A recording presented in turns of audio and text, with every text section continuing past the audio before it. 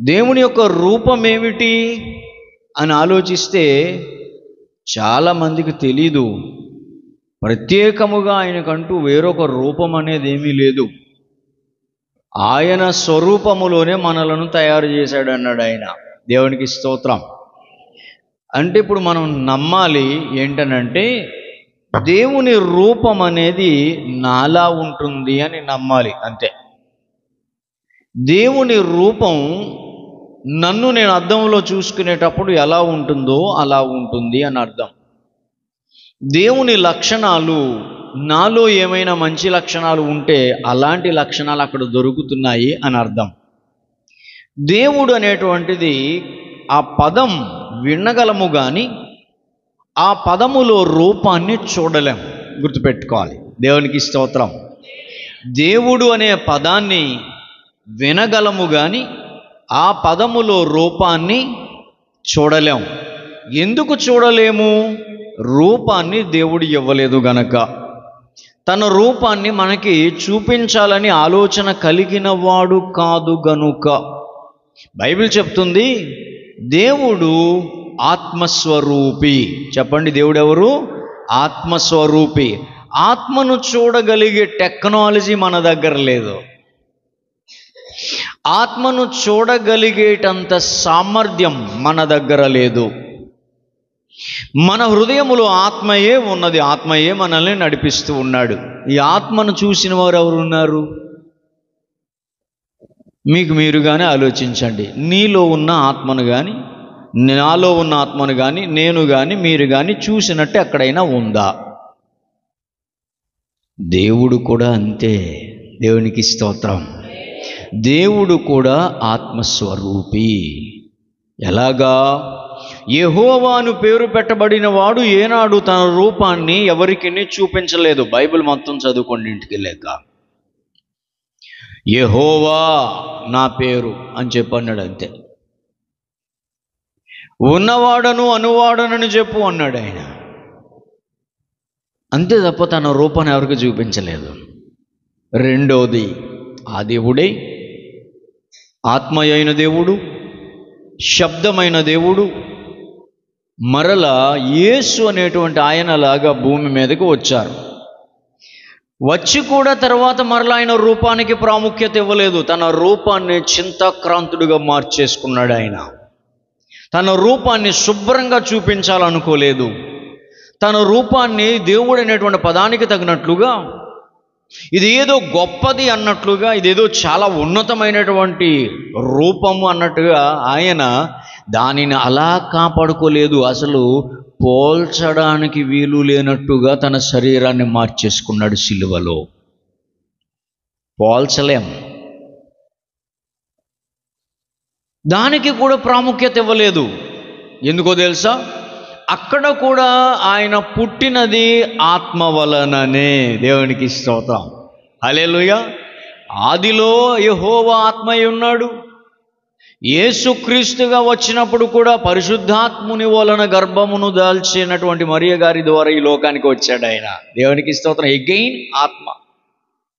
ఆయన ఈ లోకములో తన కార్యమును ముగించుకొని వెళ్ళిపోయేటప్పుడు మరలా అంటాడు, నేను మీకు మరలా ఆదరణకర్తను పంపిస్తాను మీ దగ్గరికి. మళ్ళీ ఆత్మయే. దేవునికి స్తోత్రం.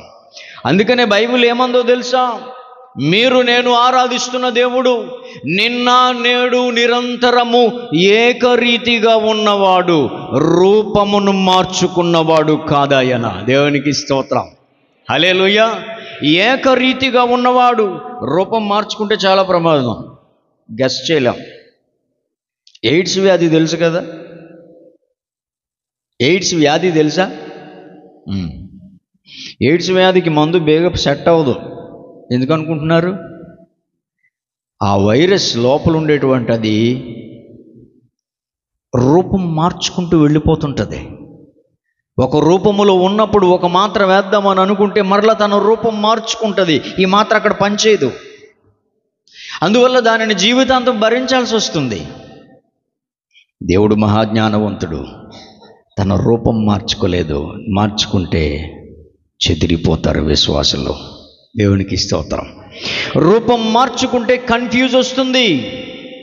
రూపం మార్చుకుంటే భక్తిలో తేడా వస్తుంది, రూపం మార్చుకుంటే విశ్వాసములో తేడా వస్తుంది, రూపం మార్చుకుంటే నీకు తెలిసిన రూపము నీకు గొప్పదవుతుంది, నాకు తెలిసిన రూపం నాకు గొప్పదవుతుంది, వాస్తవానికి దూరముగా బ్రతకాల్సి వస్తుంది. ఇది ఎరిగిన దేవుడు నో తన రూపాన్ని మార్చుకోలేదు ఆయన. దేవునికి స్తోత్రం, హల్లెలూయా.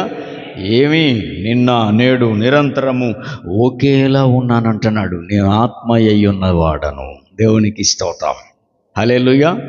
మీకు ఇంకా బాగా అర్థమయ్యేలా చెప్తాను. మా నాన్నగారు నాకేమవుతారు చెప్పేశాను కదా. మా నాన్నగారు వాళ్ళ తమ్ముడికి ఏమవుతాడు? బాగా వినండి. మా నాన్నగారు వాళ్ళ తమ్ముడికి ఏమవుతాడు? మా నాన్నగారు వాళ్ళ అన్నయ్యకి ఏమవుతాడు? మా నాన్నగారు వాళ్ళ బామ్మర్దికి ఏమవుతాడు? బావ అవుతాడా? మా నాన్నగారు వాళ్ళ చెల్లెల బిడ్డలకు ఏమవుతాడు? అమ్మా మేనమామ అవుతాడు. మా నాన్నగారు మా అమ్మకి ఏమవుతాడు? సిగ్గుపడతాడు, చెప్పండి పర్లేదు. ఏమవుతాడు? భర్త అవుతాడు. భర్త, చిన్నాన్న, పెదనాన్న, మేనమామ, బావ, అవునా? ఇవన్నీ పిలుస్తున్నప్పుడు పేర్లు మారే కానీ రూపం మారిందా? మాట్లాడరే. దేవుడు కూడా అంతే.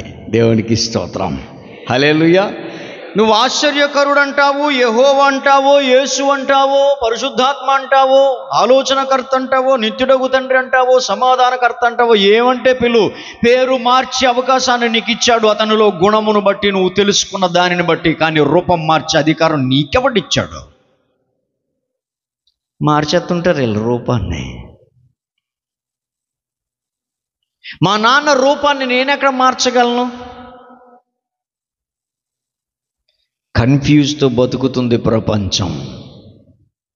నచ్చిన రూపాన్ని ఇచ్చేసుకొని దేవునికి, నచ్చిన పరిస్థితిని దేవునికి కల్పించేసి ఇతడే నాకు తెలిసిన దేవుడు అనేటువంటి భ్రమలో బ్రతుకుతూ సర్వలోకాన్ని కన్ఫ్యూజ్లోనికి తీసుకుపోతున్నాడు సాతానుడు.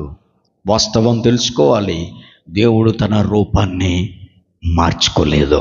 దేవునికి స్తోత్రం. నేను అచ్చు మా నాన్నలాగా ఉన్నాను అన్నాను. బాగుందా ఈ సెంటెన్స్? మాట్లాడరేటి. నేను అచ్చు మా నాన్నలాగా ఉన్నాను, బాగుందా?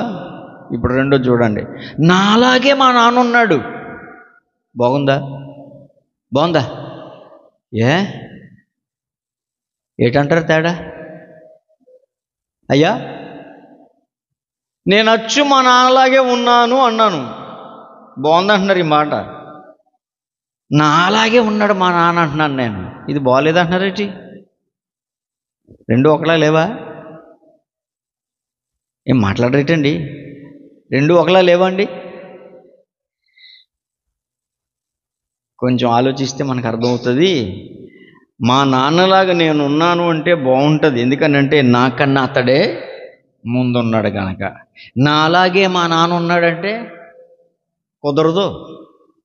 నాకు వచ్చిన రూపం, నాకు వచ్చిన లక్షణాలు, నాకు వచ్చిన గొంతు, నాకు వచ్చిన హైటు, నాకు వచ్చిన జ్ఞానం, వీటన్నిటిలో కాస్తో కోస్తో అక్కడి నుంచి వచ్చాయి కానీ ఎక్కడి నుంచి మా నాన్నకి వెళ్ళలేదు.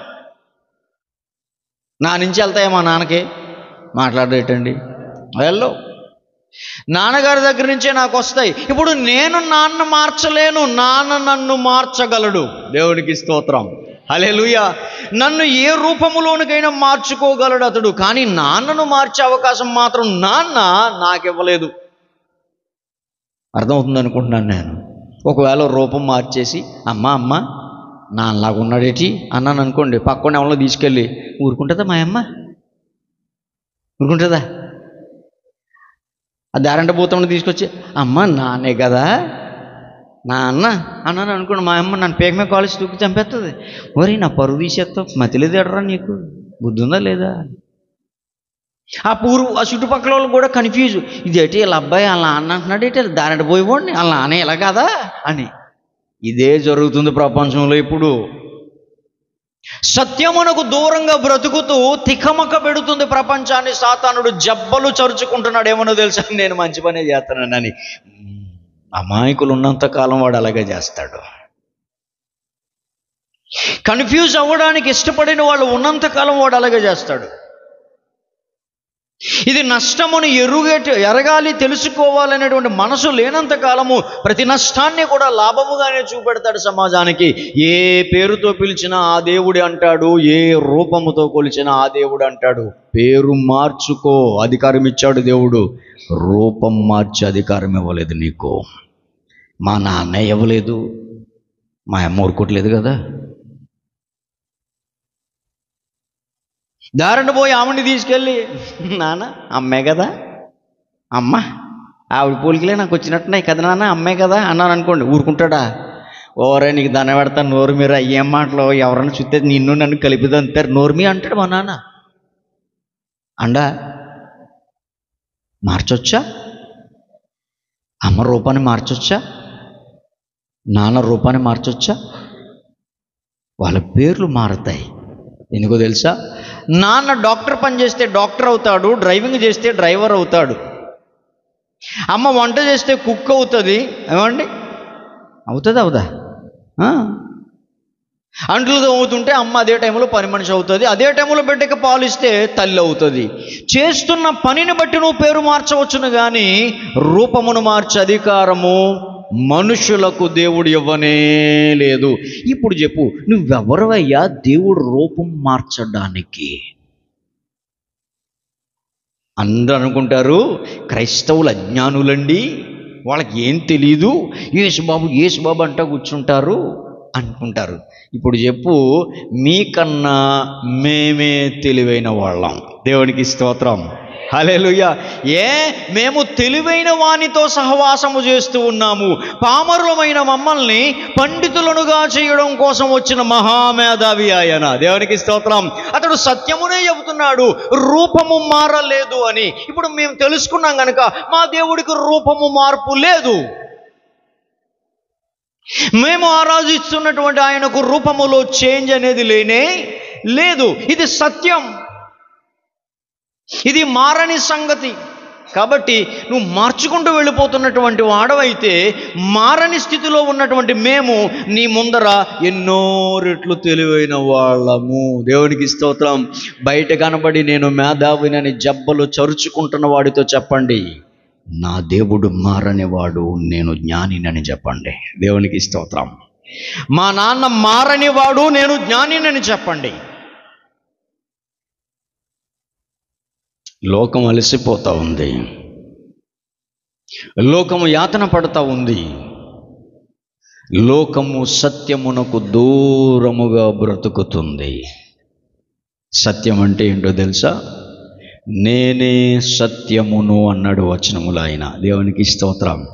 ఆయన ఏమన్నారు చూడండి, దేవుడు సత్యము, మార్గము, జీవము, ఈ పదాలు కంటికి కనిపించేవి కాదు. మార్గము కంటికి కనిపించేది కాదు. It is the way to the heaven. దేవునికి స్తోత్రం. దేనితో ముడిపడి ఉందో తెలుసా? మన ప్రవర్తనతో ముడిపడి ఉంది. ప్రవర్తన అనేది నీ లోపల నిమిడీకృతమై ఉంటుంది. అది బయటకు వస్తేనే కానీ తప్ప ఇంకొకటి చూడలేడు. నువ్వు అనుభవిస్తేనే కానీ దాని రుచి నీకు తెలియదు. It is abstract. గుణము,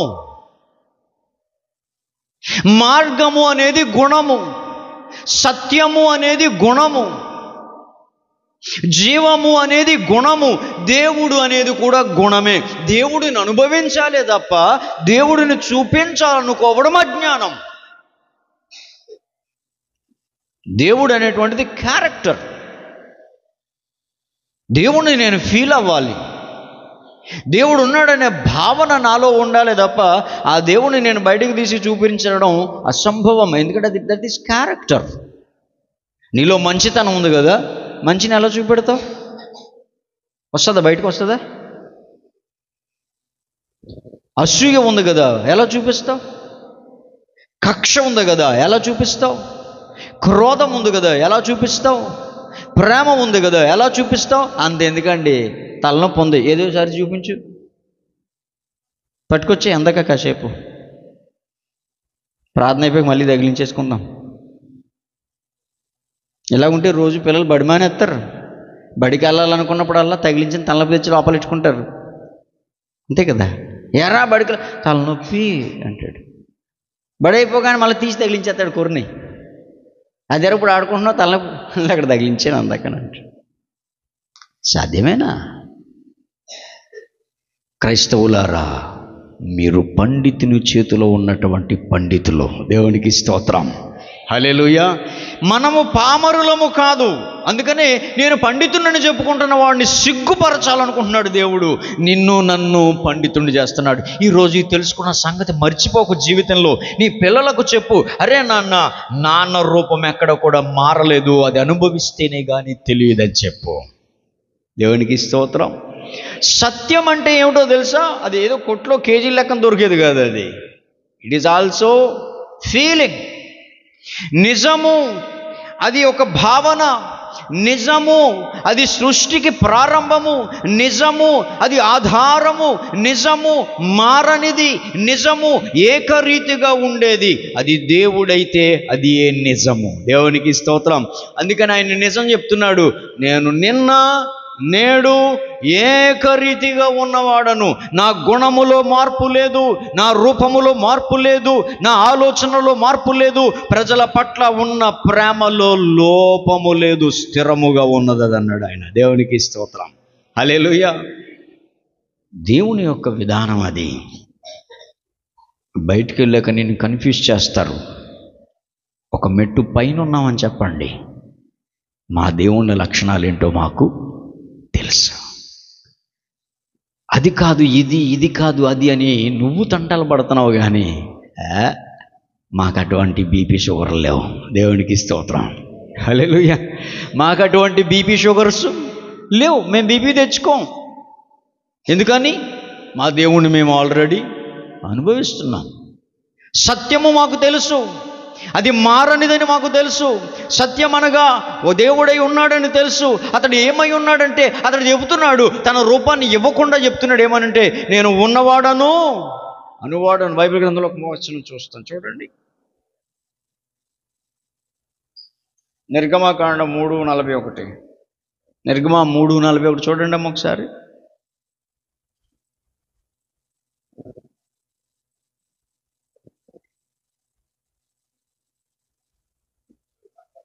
ఆ 14 41 కాదు 14 అమ్మా. చాలు, దేవునికి స్తోత్రం. నేను ఉన్నవాడను అనువాడనై ఉన్నానని మోషేతో చెప్పాడు. అది సత్యం, దానిని తెలుసుకోమంటున్నాడు. అందుకని దేవుడు అంటున్నాడు, నేనే సత్యం అని అంటున్నాడు ఆయన. దేవునికి స్తోత్రం. ఉన్నవాడను అనువాడనై ఉన్నాను. నేను ఉన్నాడు అనేది ఏదైనా నువ్వు అంటే ఆ ఉన్నది నేనే. దేవునికి స్తోత్రం. అందుకని అంటాడు, ఆకాశం అందైనను భూమి ఎందైనను భూమి కింద నీళ్ల ఎందైనను ఏ రూపమును చేయకు ప్లీజ్. నీ కోరిక తప్పుడు కోరిక, రూపాన్ని చెయ్యాలనే ఆలోచన తప్పుడు ఆలోచన, నాన్న ప్లేస్లో ఇంకొకటి ప్రతిక్షేపించాలనుకోవడం తప్పుడు ఆలోచన, నాన్న కుర్చీలో ఇంకొకరిని కూర్చోబెట్టి నాన్న అని పిలవాలనుకోవటం తప్పుడు ఆలోచన. ఎందుకో తెలుసా? అసలు వద్దు.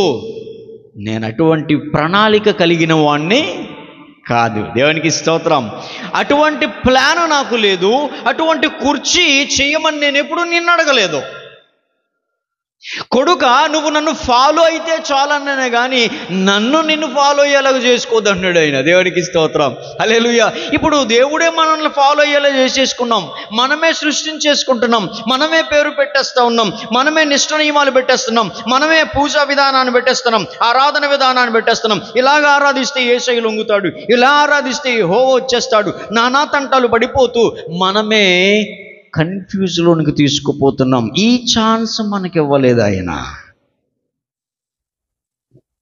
ఆయనను ఆయనలాగే ఉండనిమ్మంటున్నాడు ఆయన. దేవునికి స్తోత్రం, హల్లెలూయా. అతనిని అతనిగానే ఉంచేసుకోవాలి. ఎలాగా?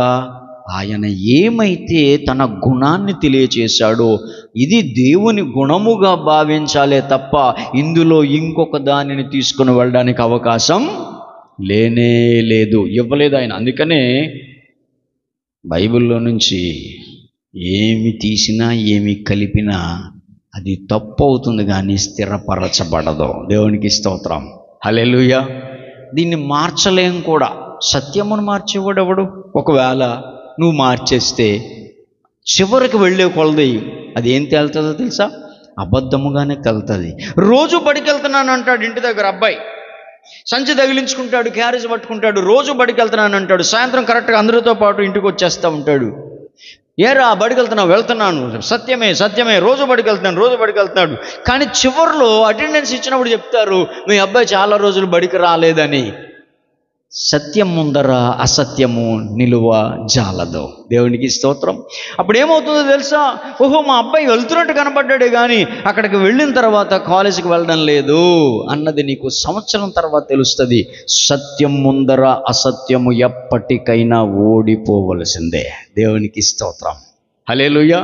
నిత్యము ఉండు వాని ముందర అసత్యమైనవి ఎప్పటికైనా తుడిచిపెట్టుకుపోవలసిందే. యేసు అంటున్నాడు నేనే సత్యమును. సత్యం అంటే అర్థం అది. దేవునికి స్తోత్రం. హల్లెలూయా.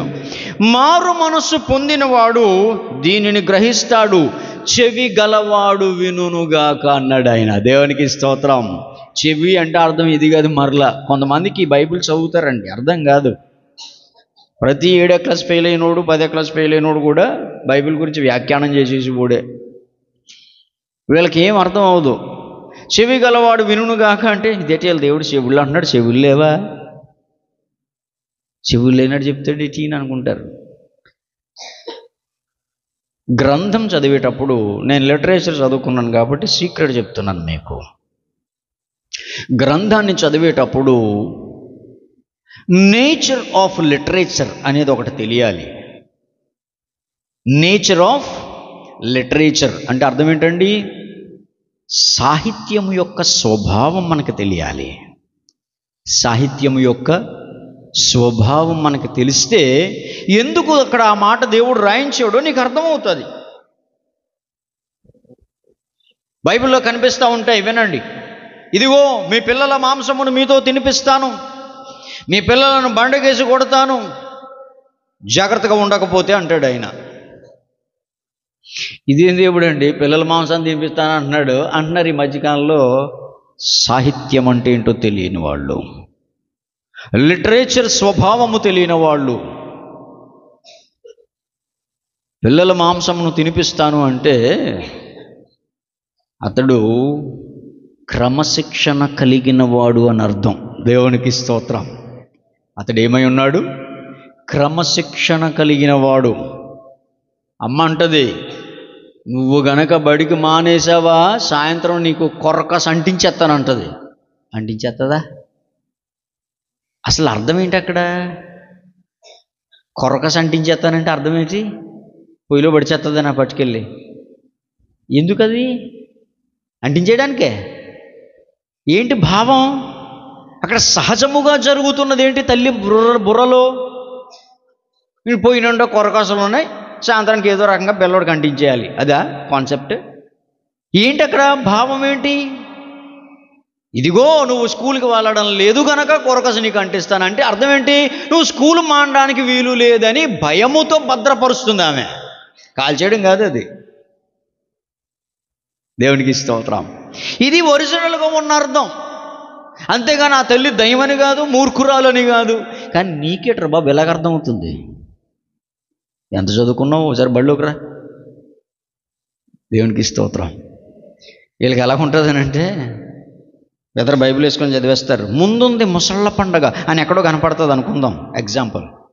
వీళ్ళు ఏమంటారంటే ఇదిగో ముసళ్ళు కలిసి పండగ చేసుకుంటాయంట, మనం భోజనాలకు వెళ్దాం అంటారు వీళ్ళు. ముందుంది ముసలి పండుగ అంటే అది ముసళ్ళని కలిసి పండుగ చేసుకుంటున్నట్ట. ఏంటమ్మా దాని అర్థం చెప్పండి? ముందర ఉంది ముసళ్ళ పండగ అంటే ఇటు అలా చూస్తారు, దాని అర్థం తెలీదా మీకు? నీకు తర్వాత ఉంటుందిరా అబ్బాయి, ఇప్పుడు చెప్పింది ఆలకించలేదు కాబట్టి తర్వాత నీకు కలిగే నష్టం ఏదో నీకు కలుగుతుందని చెప్పడానికి ఇడియోమాటిక్గా ఎలా చెప్తారు, ముందర ఉందే ముసళ్ళ పండగ అని. అంటే ముసళ్ళన్నీ కలిసి నేను భోజనాలు పిలుస్తున్నట్టు కాదు అది. ఈ బైబిల్ చదివేటువంటి వాళ్ళందరూ కూడా మన దగ్గరకు వచ్చి ఇలాంటి డొల్లు కబుర్లు చెప్తారు. మీ పిల్లల మాంసమును మీతోనే తినిపిస్తానంటున్న మాట దేనికో తెలుసా? ఆ రోజుల్లో అప్పటికే అటువంటి తరాలు ఉన్నాయి, ఎప్పటికీ ఉన్నాయండి. అక్కడ దాకేందుకు, మీరు కాశీ వెళ్ళిపోతే శవాలు తినేస్తారు మనుషులు. ఉన్నాయా? క్యానిబల్స్ అంటారు వీళ్ళని, నరమాంస భక్షకులు లాంటి వాళ్ళు. సెంటిలెన్స్ దీవులకు వెళితే మనుషులు కొట్టుకొని తినేస్తారు వాళ్ళు. దేవుడు అంటున్నాడు, చరిత్ర తెలుసు కదా, అలా చేస్తాను మిమ్మల్ని, మాట వినండి అన్నాడు ఆయన. దేవునికి స్తోత్రం. హీఈస్ ఎ ఫాదర్, తండ్రి. తండ్రి భయపెడతాడు భద్రపరచడానికి. తినిపిస్తాను అంటాడు కానీ తినిపిస్తాడా అండి? నాన్న బైబిల్లో రాసింది, చేపను అడిగితే పామునిచ్చునా అని. నువ్వు బడికి వెళ్ళకపోతే నిన్ను చంపేస్తానంటాడు నాన్న, చంపేస్తాడా? దాని అర్థం ఏంటి? నువ్వు బడికి వెళితే బాగుపడతావురా అని భయము చేత భద్రపరచటం. దేవునికి స్తోత్రం చెప్పండి, హల్లెలూయా. భయము చేత భద్రపరచటం. ఇప్పటికీ కూడా ఉన్నారు, శవం కాలుతూ ఉంటే ఆ మాంసము తినేవాళ్ళు భారతదేశంలో. అలా అయిపోతావు నువ్వు, మాట వినకపోతే నిన్ను అలా చేస్తానంటున్నాడు. ఇప్పుడు ఏం చేస్తాడు ఈ కొడుకు? బడికి వెళ్ళకపోతే మెడలు ఇరిసేస్తానన్నాడు నాన్న. అప్పుడు ఏం చేస్తాడు కొడుకు? బడికి వెళ్తాడా వెళ్ళడా? ఇరిసేరా నాన్న అని మానేస్తాడా? ఒకవేళ నిజంగా మానేసినా నాన్న ఇరిసేస్తాడా? నాన్న ఎరవడు ఏం చేస్తాడు తెలుసా? క్షమించి ఇంకొక మార్గాన్ని చూపిస్తాడు పైకి రావడానికి. దేవునికి స్తోత్రం, హల్లెలూయా. యేసుబాబు చేసింది అదే. జరుగుతున్న ప్రతి పొరపాటు దగ్గర బంధించుతూ ఉన్నాడు, ప్రతి పొరపాటుని ఆపడానికి చూస్తున్నాడు, ప్రతి పొరపాటు దగ్గర క్రమశిక్షణలు పెట్టడానికి కఠినమైన మాటలు పెట్టి భయపెట్టాడు. అయినను లొంగకపోతే క్షమించి వేరే మార్గములో పైకి తేవడానికి చూశాడు. అయినను లొంగకపోతే చివరికి ప్రాణత్యాగము చేసి పైకి పట్టుకుపోవాలనుకుంటున్నాడు నిజమైన నాన్న యేసు. నీకు లిటరేచర్ భావం తెలియకపోతే నీ కర్మ తగులడు. నీకు వ్యాఖ్యానము తెలియకపోతే తగులడు. బైబిల్లో ఉన్నటువంటి సారాంశము తెలియకపోతే, సత్యము నీకు కంటికి కనబడకపోతే, సత్యం అనేది నీ బుర్రకు తట్టకపోతే, ఒకసారి లిటరేచర్ చదువుకో, పీజీ చేయి, సాహిత్యములో పిహెచ్డి చేయి, సాహిత్యంలో ఉన్నటువంటి స్వాభావిక సిద్ధమైనటువంటి సంగతిని గ్రహించి మాట్లాడు. సత్యానికి దూరంగా వెళ్ళి మనుషులను కన్ఫ్యూజ్ చేస్తావు ఎందుకురా? 10th ఫెయిల్ అయిపోయి. విశ్వాసుల యొక్క జీవితమును అవిశ్వాసములకు తీసుకుపోవడానికి కావలసిన దాఖలాలు బయట చాలా ఉన్నాయి. ఇవన్నీ సాతానుడు చేస్తున్న ప్రయత్నమే. సత్యము ఎప్పటికీ మారనే మారదు. దేవునికి స్తోత్రం. సత్యము ఎప్పటికీ మారనే మారదు. వాస్తవము దగ్గరకు వెళ్ళడానికి ప్రయత్నం చేయండి. ఈ మాటలు ఎందుకు చెప్పాల్సి వస్తుందో తెలుసా? సత్యం అనే పదము కింద ఇవన్నీ ఎందుకు తేవాల్సి వస్తుందో తెలుసా? బయటికి వెళ్ళాక మీరు కన్ఫ్యూజ్ అవ్వద్దు. సత్యం ఏంటో మాకు తెలుసు అనే దారిలోనికి ఉండాలి, స్థిరపడాలని దేవుడు చెప్పంటున్నాడు. దేవునికి స్తోత్రం. సత్యము కానిది నీకు తెచ్చి ఇది ఏ సత్యం అంటారు. అప్పుడు నువ్వు సత్యం ఏంటో నాకు తెలుసు అని స్థిరపడితే దేవునికి మహిమ కలుగుతుంది. నిన్ను ఘనపరచక మానడాయన. దేవునికి స్తోత్రం, హల్లెలూయా. ఈ స్థాయికి రావాలని దేవుడు ఆశిస్తున్నాడు. ఆ పద్ధతిలోనే సత్యం ఏంటో తెలియడం కోసం ఒకటి అంటున్నాడు ఆయన, నీకు మారు మనసు కూడా కావాలంటున్నాడు ఆయన. దేవునికి స్తోత్రం. మారు మనసు లేదనుకో ప్రతి దండన కూడా నీకు ద్వేషములాగా ఉంటుంది. మారు మనసు లేదనుకో నాన్న తిడుతున్నప్పుడు నీకు బూతులా ఉంటుంది. మారు మనసు లేదనుకో నాన్న దండిస్తుంటే నాన్న నీకు శత్రువులా ఉంటాడు. మారు మనసు లేదనుకో అమ్మ కొడుతున్నప్పుడు ఇల్లు వదిలి పారిపోవాలనిపిస్తుంది. మారు మనసు లేదనుకో ఆ తల్లి నీకు దెయ్యంలా కనిపిస్తుంది. మారు మనసు లేనప్పుడు అన్నయ్య నీకు శత్రువులా కనిపిస్తాడు. మారు మనసు లేనప్పుడు ఆ తమ్ముడు నిన్ను చంపాలని చూస్తాడు. మారు మనసు లేనప్పుడు ఇల్లు నీకు నరకములా కనిపిస్తుంది. మారు మనసు లేనప్పుడు దేవుడి మీద భక్తి పోతుంది. దేవుడు కూడా శత్రువులాగే కనిపిస్తాడు. అందుకని అంటున్నాడు, మారు మనస్సు పొందు. అప్పుడు నీకు సత్యం అర్థం అవుతుంది. ఇప్పుడు బైబిల్ వ్యాఖ్యానం చేసి వాళ్ళందరూ మారు మనసు పొందని వాళ్ళే, అంతేనా? చెక్ చేసుకోండి యూట్యూబ్లో. నేను అసలు చూడడం ఇష్టపడిన అసలు, కానీ సత్యం తెలియాలి కాబట్టి మాట్లాడమన్నాడు దేవుడు. దేవునికి స్తోత్రం, హల్లెలూయా. మారు మనస్సు లేని వారు చేస్తున్న వ్యాఖ్యానాలు, మారు మనసు లేకపోతే ప్రమాదం. మారు మనసు వస్తేనే సత్యము దగ్గరకు వస్తుంది. దేవునికి స్తోత్రం. నికోదేముతో అంటున్నాడు, అయ్యా నేను మారు మనసు పొందాలంటే మళ్ళీ ఏం చేయాలి? దేవుడు అన్నాడు, క్రొత్తగా జన్మించాలి. దేవునికి స్తోత్రం. దేవుడు ఏమన్నాడండి? మీరు క్రొత్తగా జన్మిస్తేనే కానీ పని అవ్వదంటున్నాడు ఆయన. నికోదేము అనుకున్నాడు, మరలా నేను నా తల్లి గర్భంలోనికి ఎలా వెళ్తాను? దేవుడు అంటున్నాడు, శరీరముగా జన్మించినది శరీరమును, చదవండి అది యోహాను 3:6-7 చూడండి. శరీర మూలముగా జన్మించినది శరీరమును, ఆత్మ మూలముగా జన్మించినది ఆత్మయునై ఉన్నది. దేవునికి స్తోత్రం. మీరు క్రొత్తగా జన్మింపవలెనని. ఇది క్రొత్త జీవితం,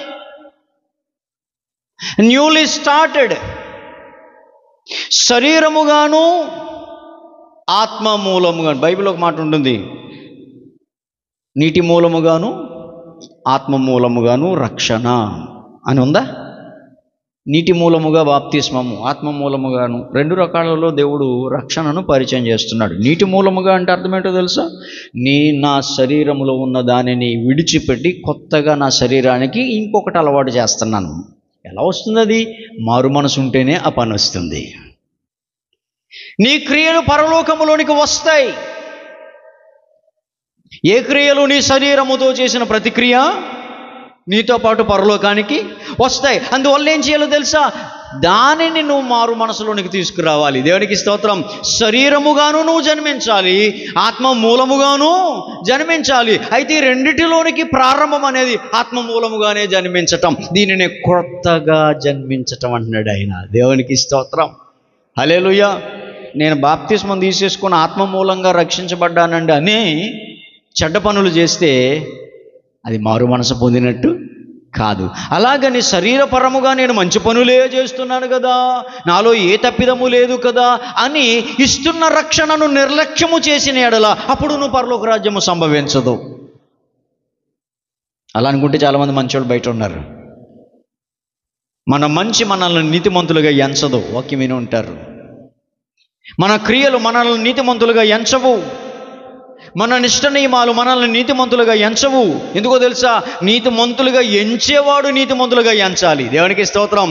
నేను గనక నా తండ్రికి నచ్చితే నేను ఎంత వెధవనైనా నన్ను ఏసీ రూమ్లోనే పడుకోబెడతాడు. అదే తండ్రికి నేను నచ్చకపోతే నేను ఎంత మంచివాడనైనా వాకిటిలో పడుకోబెడతాడు. ఎరా నాన్న నీకు పిచ్చా అంటే ఇట్ ఈస్ మై రూల్ అంటాడంతే. దేవుడు మనలను ప్రేమిస్తున్నాడు. దేవునికి స్తోత్రం. మారు మనస్సు పొందితే సత్యం ఏంటో నీకు తెలుస్తుంది. సత్యము తెలిస్తే స్థిరపడటం వస్తుంది. దేవునికి స్తోత్రం. ఆ సత్యము నేనే అంటున్నాడు ఆయన. ఉన్నవాడను అనువాడను ఇహమందైనను ఎక్కడైనాను కానీ. దేవునికి స్తోత్రం. నేనుండు స్థలములోనికి మిమ్మల్ని తీసుకువెళ్తాను. సత్యము అక్కడ నేనే ఉంటాను. నేను మీలాగే ఉన్నాను. మీరు కొత్తగా రూపాన్ని చేసుకోవాల్సిన అవసరం ఏమీ లేదు. ఈరోజు మారాలి మనం. దేవుని యొక్క జ్ఞానము లోనికి తుంగి చూడటం మనకు రావాలి. అలా ఉంటే మన విశ్వాసం బలపరచబడుతుంది. బయట ఎన్ని వినబడినా మన బుర్రకవి ఎక్కవు. నీకంటే జ్ఞానముగా ఇంకోటి ఏదైనా ఉంటే ఎక్కుతుంది, రైట్? నీకు తెలిసిన దానికంటే గొప్పది ఇంకోటి వస్తే నీకు ఎక్కుతుంది. కానీ ఇదే గొప్పదైతే ఇంకా వేరేది ఎక్కడ అవకాశము లేనే లేదు. దేవుడు అంటున్నాడు, నేను మారని వాడను. పాడతాం కదా, మారని దేవుడవు నీవేనయ్యా. అబ్బా, ఈ గోడ దాటిన తర్వాత మనమే మార్చేస్తాం దేవుణ్ణి. ఎంత బాగా మార్చేస్తాం అంటే, మా ఇదారు దేవుడు అక్కడ దాకా కట్టిపోతాం. మాయదారి దేవుడు కొన్నాళ్ళకి మార్చేస్తారు. ఇప్పటికేమో యేసుప్రభు ఏమో ఫోటో ఇవ్వలేదు, నెమ్మదిగా ఫోటో తయారు చేసుకున్నాం. ఏమండి, ఏసే ఫోటో ఇచ్చాడా? జెరాక్స్లు ఉన్నాయి. అప్పుడు మాట్లాడేటండి. యేసుప్రభు గారి టైంలో కెమెరాలు ఉన్నాయా? యేసుప్రభు గారి టైంలో పెయింట్లు వేసారు ఎవరైనా? లేదు. నెమ్మదిగా యేసుప్రభు ఫోటో తెచ్చాం. రేపో మాపో యేసుప్రభు ఫోటోని మార్చేస్తారు. ఎలాగంటే ఈ చెవుకో రింగిడేస్తారు, ఈ చెవుకో రింగిడేస్తారు, ఆ జుట్టుని ఇలా పిల్లకేసేస్తారు. ఓ ఎదేటర్ ఇలా చేసేట model recent Yesubabu, modern Yesubabu అంటారు. ఇలా ఏమంటారు మరి? అది ఓల్డ్ యేసుబాబు. టెక్నాలజీ మారుతున్న కొలది యేసుబాబు కూడా మారుతున్నాడు. అమ్మా మారాలా? దేవుడు అంటే ఎట్టుకుంటున్నావు? ఈడు అజ్ఞానవంతుడు. ఓరా మీ నాన్న మార్చేస్తే ఎలా కుదురుతుందిరా? అమ్మ చంపేదా? ఎవడా నీకు చెప్పింది?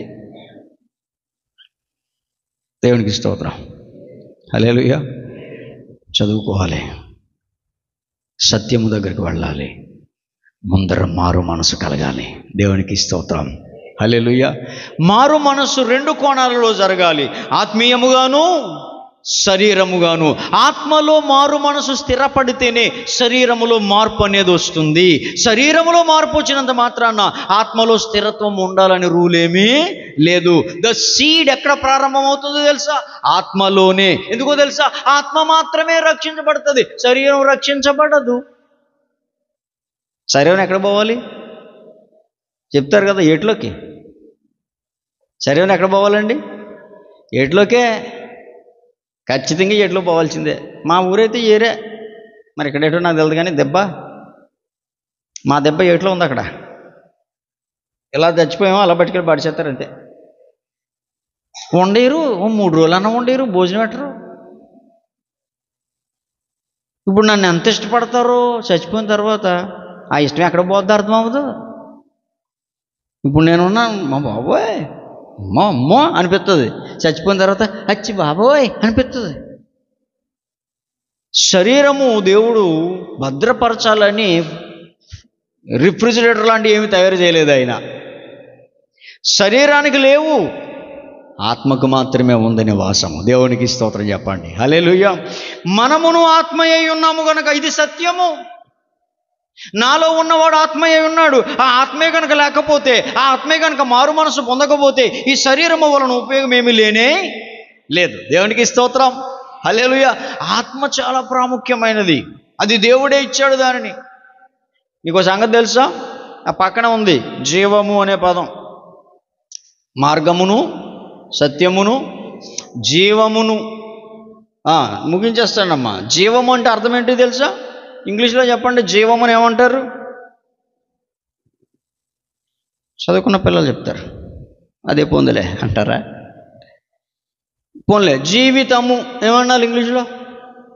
అయ్యా థ్యాంక్ యూ. లైఫ్. జీవితాన్ని ఏమంటారు? లైఫ్. జీవము అన్న లైఫే. దేవునికి స్తోత్రం. జీవము అన్న లైఫే. దీని అర్థం ఏంటో తెలుసా? లైఫ్ అంటే మరణము లేనిది. దేవునికి స్తోత్రం చెప్పండి. జీవము అంటే అర్థం ఏంటి? జీవము అంటే అర్థం ఏంటి? జీవనది అంటే అర్థం ఏంటి? ఎండిపోద్దనా? అది ఎప్పటికీ ఎండదు. పాడతాం కదా, జీవనదిని నా హృదయములో ప్రవహింపజేయుమయా. ఇక్కడ పాడేస్తాం. బయటికి వెళ్ళాక రాయా రా చూసుకుందాం రా, జీవనది రాయా. ఈ ఆళ్ళను పోయి నేను వెళ్ళిపోవాల్సిందే, మీ ఆయన తెస్తావో ఎవరితో తీసిరా అంటారు ఆడవాళ్ళు. వీడంటారు రారా మీ కుటుంబం అంతా రండి రా మాట్లాడేస్తానంటాడు వీడు. ఏట్రా అంటే జీవనది, హృదయంలో నుంచి పొంగి పొర్లిపోతుంది జీవనది, దెబ్బలు తినడానికి.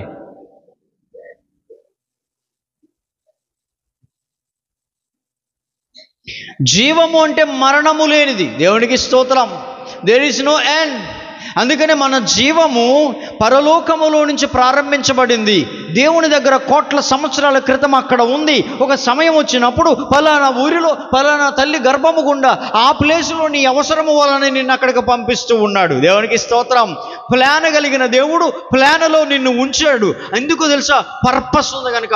ఆ పర్పస్ నిన్ను జన్మింప చేస్తుంది ఫలానా ప్లేస్లో. నువ్వెక్కడ చనిపోవు. మరలా శరీరమును విడిచి మరలా ప్రయాణము ప్రారంభిస్తూనే ఉంటావు. జీవము ఆగిపోనిది, మరణము లేనిది. దేవునికి స్తోత్రం. హల్లెలూయా.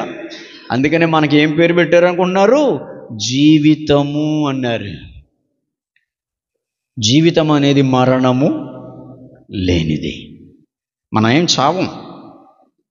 నేను అనేవాడు ఉంటాడు కదా, వాడు చావడు. ఈ చొక్కా వదిలేసిపోతాడు అంతే. ఏ చొక్కా? ఈ చొక్కాను వదిలేసిపోతాడు. ఆడున్నని చెప్పి ఈ చొక్కా డ్యాన్స్ చేస్తుంది. ఆడు సాలేరా నీ ఎదవబాడాయి ఉండే, వాళ్ళు ఏదో రకంగా పలావ్ తింటారంట, ఆకలేస్తుందంట వాళ్ళకి, నేను వెళ్ళిపోతే వాళ్ళు పలావ్ తింటారని సైలెంట్గా పోతాడు. ఆడు మంచం మీద, మనం చెప్పుకున్నాం మంచం మీద బాగానే ఉన్నాడు, నేను సాయంత్రం ఇద్దరం బజ్జీలు తిన్నాం, పొద్దున్న లేచి పాలబిడి, నేను సాయంత్రం ఇద్దరం కలిసి బజ్జీలు తిన్నాం, రాత్రి ఇద్దరం ఇంటికి వెళ్ళి పడుకున్నామమ్మ. పొద్దున్న లేచేసరికి ఆడు ముందుగా పాలబిడేస్తున్నాడు. ఆడు మరి పెట్టేస్తాడు. ఉండాల్సినోడు ఏమయ్యాడు? వెళ్ళిపోయాడు. ఆయన లేపోరే, ఒరే ఒరే లేపని ఇలా గిల్లండి, ఒరే నా చేయని గిల్లుతున్నావే అంటాడా? అదే ప్రాణం ఉన్నప్పుడు గిల్లండి, నా చెయ్య, నా కాలు, నా బుర్ర, నా తలకాయ అంటాడు. చచ్చిపోయిన తర్వాత తీసుకెళ్ళి కాల్చేస్తున్నా సరే నన్ను కాల్చకండ్రా అంటాడు. ఉప్పు చేపలా కాలిపోవాల్సిందే. లోపల ఎవరు లేరు, నేను అనేవాడు లేడు. వాడికి మరణము అంటదో. దాని పేరేంటి? జీవము. దేవునికి స్తోత్రం. నీకు అర్థమయ్యేలా చెప్తాను. నువ్వు చుట్టుపక్కల వరిసేలు వేస్తున్నారా లేదా? వేస్తున్నారా అండి? వరి గింజలు ఏం చేస్తారు? కోసిన తర్వాత బాగా ఎండబెట్టరా? పాత ధాన్యం అయ్యేలోకి చేస్తారా చేయరా? ఆ గింజను కొరికితే కటుక్కుమంటది. అందా మాట్లాడరేటి? టప్ టప్ అని ఇరుగుతూ ఉంటుంది. మిల్లులో వేస్తే గింజలాగా ఉంటుంది, పై పొట్టు వచ్చేస్తూ ఉంటుంది. మా సైడ్ చిట్టు అంటారు, మరి మీ సైడ్ ఏమంటారు? చిట్టేనా? పోన్లే, తెలుగు బాగానే ఉంది అయితేనే. ఓకేనా అండి? ఊక, తవుడు ఊక వచ్చేస్తాయి. గింజలాగా ఉంటుంది. అంత బలంగా ఎండిపోయి తయారైంది చేవలాగా అది. అవునా? ఇప్పుడు దానిలో ఏమాత్రమును జీవము లేనట్టే ఉంది. అవునా కాదా? శోభ్రం ఎండలో మల మాడి ఎండిపోయింది. ఇంక అందులో జీవమే లేదు. ఆ గింజ తీసుకెళ్ళి పడాల్సిన చోట పడితే ఏం చేస్తుంది? అది ఎక్కడ దాగి ఉందో తెలీదు. జీవము మరలా చిగురిస్తుంది. అది దేవునికి స్తోత్రం. హల్లెలూయా. మరలా చిగురిస్తుంది. దీని అర్థం ఏంటో తెలుసా? గింజ చావలేదు. మనకు ఎలా కనపడుతుంది? అది చచ్చినట్టు కనపడుతుంది. గింజ చచ్చినట్టు కనిపిస్తుంది, కానీ అది తిరిగి ఫలిస్తుంది. అందుకని మోడుబారిన మన జీవితాలు, ఎండిపోయిన జీవితాలు, జీవము లేదు అనుకున్న జీవితాలు పడవలసిన ప్లేసులో పడితే, సంఘములో పడితే జీవించడం మొదలవుతాయి అవి. దేవుడికి స్తోత్రం. అది ఫలిస్తుంది. ఆ ఒక్క గింజ ఎదిగిన తర్వాత కంకులేస్తుంది. చక్కగా రకరకాలైనటువంటి స్థాయిలో ఒక రకమైన ఒక 1/4 కేజీ అవ్వచ్చు, 1/2 కేజీ అవ్వచ్చు గింజలను ఇచ్చేస్తుంది. అది అంటే అది ఏం చేస్తుంది? జీవము లేదు అనుకున్నది జీవితమును మరలా చూపించగలుగుతుంది. అది ఫలిస్తుంది. అంటే జీవం అనేది ఎప్పటికీ కూడా చావదు. ఇది మన వాళ్ళకి అర్థం కాక దెయ్యమైపోయాడు అంటారు మన వాళ్ళు. అంటే చావలేదని తెలిసి వాళ్ళకి కూడాను జీవం అనేది చావదని తెలుసు. పలావు తినేస్తారు, అన్నీ చేసేస్తారు, చచ్చిపోయాడు అంటానే మళ్ళీ అంటారు దెయ్యమయ్యాడు అంట. ఆ దారికి వెళ్ళకండి, దెయ్యమయ్యాడు అంట. భారతదేశంలో దెయ్యం అయ్యాడు అనేది తక్కువలేండి, దెయ్యం అయ్యింది ఇదే ఎక్కువ. అన్ని దెయ్యాలు ఆడోలే దెయ్యాలు. లోకు కనబడ్డారు వాళ్ళు మనకే.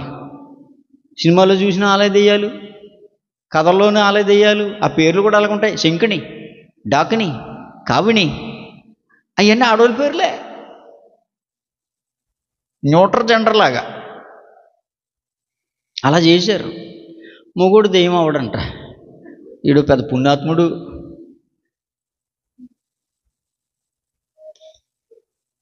జీవము చావనే. దేవుడు అంటున్నాడు, నరునిలోనికి జీవవాయువును ఊదినవాడను నేనే అన్నాడు ఆయన. దేవునికి స్తోత్రం. అది చావదు. That is my power, mine, నాదది. అందుకని ఆయన ఏమన్నాడు తెలుసా? నీ శరీరమునకు ఆహారమును తిను, కష్టపడి చెమట కార్చి తిను, కానీ నీ ఆత్మకు జీవాహారమును నేనే అన్నాడు ఆయన. దేవునికి స్తోత్రం. నన్ను తిను, నా రక్తమును తాగు అన్నాడు. నా మాంసము తిను, నా రక్తము తాగు. ఇప్పుడు బైబిల్ చదవడం రాని వాళ్ళకి, లిటరేచర్ అంటే తెలియని వాళ్ళకి కనుక చదివితే, యేసుబాబు మాంసం తినమంటున్నాడు, రాసుంది అక్కడ. చూసా మీ దేవుడు ఎలా చూడు, మాంసం తినాలంట, బుద్ధి ఉందా అసలు? అది కూడా ఆయన మాంసమే తినాలంట అంటాడు. ఓరిని ఏం చదువుకున్నామే? ఆయన రక్తం తాగాలంట. అసలు దేవుడని కూడా రక్తం తాగమనొచ్చా? దేవుడికి అసలు బుర్ర ఉందా అంటాడు. ఇప్పుడు అదే ప్రశ్న మిమ్మల్ని అడుగుతారు బయటికి వెళ్ళాక, మీ యేసుబాబు రక్తం తాగమన్నాడంట కదా, మాంసం తినమన్నాడంట కదా అంటారు. దాని అర్థం అది కాదు, నన్ను వెంబడించు అని అర్థం. దేవునికి స్తోత్రం, హల్లెలూయా. యెహోవా ఉపదేశమును ఆలకించు, యెహోవా మాటలను లక్ష్యపెట్టు, తండ్రి మాటలను విను, తండ్రిని వెంబడించు, నువ్వు బాగుపడతావు. అది దాని అర్థం. అంతేగాని నాన్న రక్తం తినమనడం కోసేసావు కనుక నాన్నే. లిటరేచర్ స్వభావం నీకు తెలియాలి. దేవునికి స్తోత్రం, హల్లెలూయా. మా బిల్లమ్మ అప్సరసలాగా ఉంటుంది. ఎప్పుడన్నా అప్సరసను చూసేటి నువ్వు? చూసావా? కానీ అంటది ఆ తల్లి, మా బిల్లమ్మే ఎంత అందంగా ఉంటుందో, అప్సరసలాగా ఉంటుందంట. ఆ బిల్లమ్మ వాళ్ళందరికీ వెళ్ళి, అమ్మ నేనే అప్సరసన అంటే నువ్వు డబల్ అప్సరసలాగా ఉన్నావేటి అనాలా? మరి ఎందుకంటే ఆ మంచి కడుపునే కదా పుట్టింది ఈ మంచి, నువ్వు డబల్ అప్సరసవా అనాలి. ఏంటిది ఎప్పుడు చూసావు అప్సరస? దాని అర్థం ఏంటంటే చాలా అందగత్తే అని అర్థం, అంతే. అలా వినేసి ఊరుకో. నా మాంసమును తిను అంటే కోసుకొని తినేమని కదరా బాబు. అప్పుడప్పుడు ఒక్కొక్కరు అంటారు, వీడు పుస్తకాల పురుగురా, వీడెవడు పుస్తకాల పురుగు అంటే పుస్తకాల పురుగులా తిరుగుతాడనా? ఓరు ఎవడురా నీకు తెలుగు నేర్పుతుంది? పుస్తకాల పురుగు అంటే అర్థం ఏంటండి? అయ్యా చెప్పండి సార్, పుస్తకాల పురుగు అంటే ఏంటి? ఇడియోమేటిక్గా చెప్తున్నారు. పుస్తకాలలో పురుగులు పడతాయి, నిరంతరము పుస్తకములోనే ఉంటాయి. సిల్వర్ ఫిష్ అంటారు వాటిని, తెల్ల పురుగులు పడతాయి, అవి నిరంతరము పుస్తకములోనే ఉంటాయి. వీడు అలాగే నిరంతరం పుస్తకములో ఉంటాడు, పుస్తకాలు చదువుతూ ఉంటాడు. ఆడనే పుస్తకాల పురుగు అంటే అని, అంతేగాని ఆడు పురుగని కాదు. ఈ 7వ క్లాస్ చదివిన వాళ్ళకి ఎలాగ అర్థమవుతుంది? వాళ్ళు బైబిల్ వ్యాఖ్యానాలు చేసేస్తుంటారు యూట్యూబ్లో కూకొని. చూసా బైబిల్ రత్న, బాగా చదువుకోయే. దేవునికి స్తోత్రం, హల్లెలూయా. జీవము అనేది మరణము లేనిది, దానిని ఇంకనూ జీవింపచేయటానికి పోషణ దేవుని మాంసము, రక్తము. దేవునికి స్తోత్రం. దేవుని మాట అని అర్థం. ఏంటి దేవుడి మాట? ఆది యందు వాక్యం ఉండెను, వాక్యము దేవుని యొద్ద ఉండెను, వాక్యమే దేవుడే ఉండెను. వర్డ్, సౌండ్, శబ్దమై ఉన్నాడు దేవుడు. ఆ దేవుడు జీవవాయువును లోపల పెడితే దానికి ఆహారం మరలా శబ్దమే. దేవునికి స్తోత్రం, హల్లెలూయా. లోపల ఉన్న ఆత్మకి ఆహారం ఏంటో తెలుసా? నీ నోటు నుంచి వెళుతున్న సవ్వడి.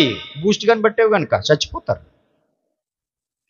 ఆత్మను బయటికి తీసి బూస్ట్ తాగమ్మా, బూస్ట్ తాగా, కొంత బూస్ట్ తాగా. ఆత్మను బయటికి తీయగానే ఇంక బూస్ట్ ఏం తాగుతాడు? చచ్చిపోడా? చూశారు దేవుడు ఎంత తెలివైనాడు. ఆత్మకి దేవుని మాట ఆహారం అయితే బూస్ట్ శరీరానికి ఆహారం. దేవునికి స్తోత్రం చెప్పండి. యేసయ్య చాలా మేధావండి. చాలామంది తెలియక యూట్యూబ్లు చూసి మోసపోకండి ప్లీజ్. యూట్యూబ్ చూసి సంఘాన్ని విడిచిపెట్టకండి ప్లీజ్. సత్యము తెలియని వాళ్ళు అసత్యమును సత్యముగా చూపిస్తూ ఉంటారు. ఈరోజు నువ్వు సత్యమును తెలుసుకున్నావు కనుక అసత్యము వాడి ముందర సత్యముకు తెలిసిన వాడిగానే బిహేవ్ చేయాలి. దేవునికి స్తోత్రం, హల్లెలూయా. వాక్యము మంచిది, దేవుడు మంచివాడు. జీవమును నేనే అన్నాడు. దీని అర్థం ఏంటో తెలుసా? ఈ లోపలున్న జీవుడికి నేనే ఆహారం. దేవునికి స్తోత్రం. నేను చావను, వాడు చావుడు, నేనుడు స్థలములో వాడు ఉంటాడు. ఏమిటంటే కాలం ఇక్కడ రాసి పెట్టలేదు. యుగ యుగములు, తరతరములు. దీనికి మరణము లేదు. దాని పేరు జీవము, మరణము లేదు. దీని పేరు జీవనది, గోదావరి జీవనది, ఎప్పటికీ ఆగదు, అలా వస్తూనే ఉంటుంది వాటర్. అలాంటి వాటికి ఈ పేరు పెడతారు. అందుకని మనల్ని కూడా జీవుడు అన్నారు. దేవునికి స్తోత్రం. మనల్ని ఏమన్నారు? జీవుడు. వీడు మరణమును రుచి చూడని వాడు, వీడికి మరణము తెలియదు అని అర్థం. లోపల ఉన్నవాడు తరతరాలు యుగ యుగములు బ్రతికేవాడు. దేవునికి స్తోత్రం.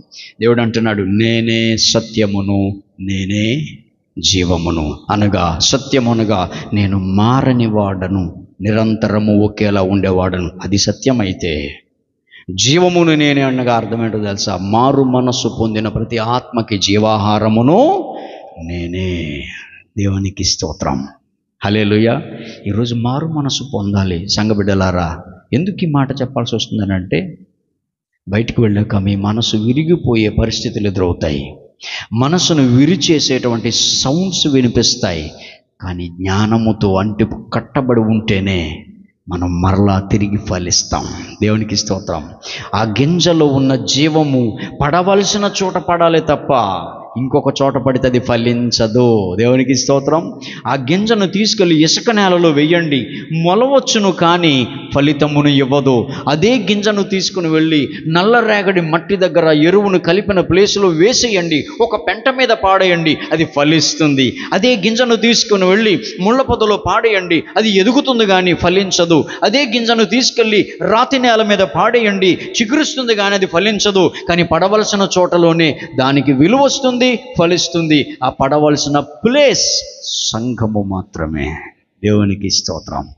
ఎక్కడైతే నువ్వు ఫలిస్తావు, నీ కుమారులు ఫలిస్తారు, నీ బిడ్డలు ఫలిస్తారు, సత్యము తెలుసుకుంటారు, వాస్తవమైన జీవితాన్ని గడుపుతారు.